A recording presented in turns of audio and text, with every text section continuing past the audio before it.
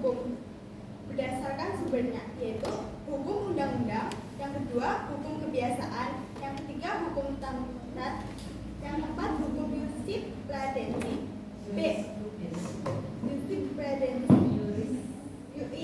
Jurisprudensi berdasarkan tempat berlakunya, yaitu yang pertama hukum nasional, yang kedua hukum internasional, yang ketiga hukum asing, dan yang keempat hukum gereja. C. Berdasarkan bentuknya, yaitu yang pertama hukum tertulis dan hukum tidak tertulis.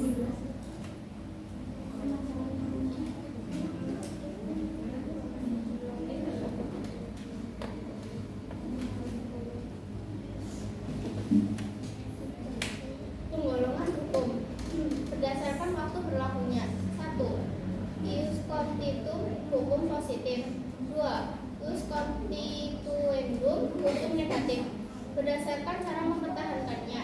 1. Hukum material. 2. Hukum formal. Berdasarkan sifatnya. 1. Hukum memaksa. 2. Hukum yang mengatur.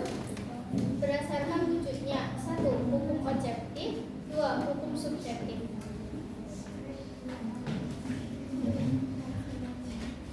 Tujuan hukum untuk menegakkan kebenaran dan keadilan, mencegah tindakan yang sewenang-wenang, melindungi hak asasi manusia, dan menetapkan suasana yang tertib, tentram, aman, dan damai.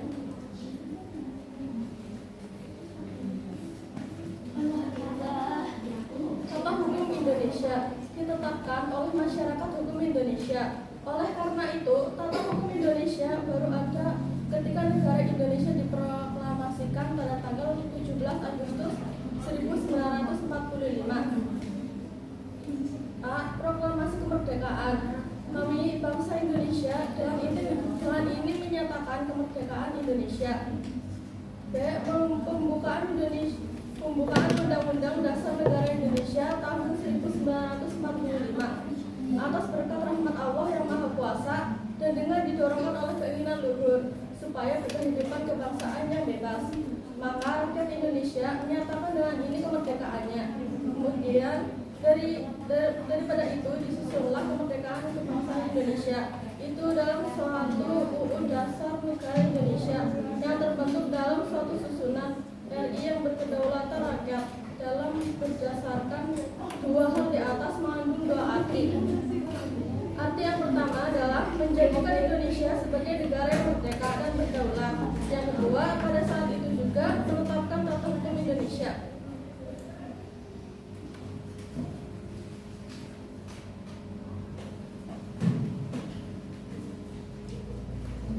Makna lembaga peradilan.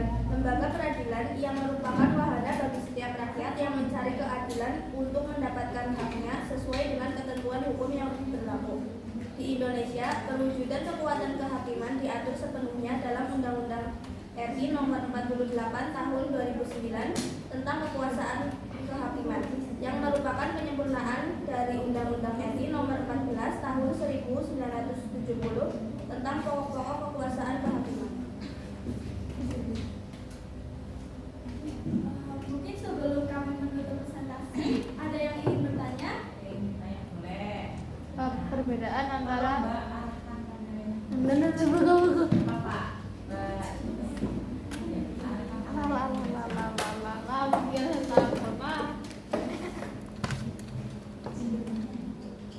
izin bertanya, apa perbedaan antara hukum tertulis dan tidak tertulis?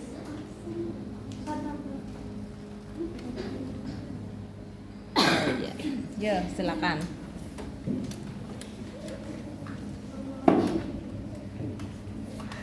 Langsung. Izin dijawab. Jadi perbedaan antara hukum tertulis dan tidak tertulis yaitu hukum tertulis, contohnya yaitu seperti Undang-Undang Dasar 1945, dan sedangkan hukum yang tidak tertulis yaitu seperti kebiasaan yang sering kita lakukan di kehidupan sehari-hari. Kebiasaan lainnya. Contohnya? Contohnya. Misal kita jalan di jalan, terus kita melihat sampah, nah sebaiknya kita jangan mencueki sampah tersebut, sebaiknya kita mengambil terus dibuang ke tempat sampah. Nah terus ada juga kebiasaan baik yang sering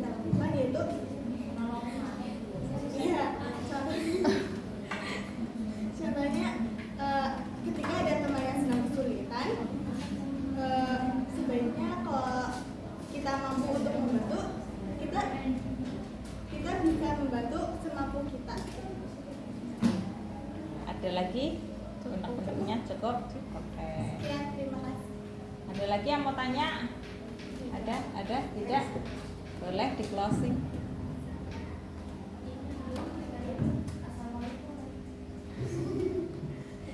Mau berpantun dulu boleh.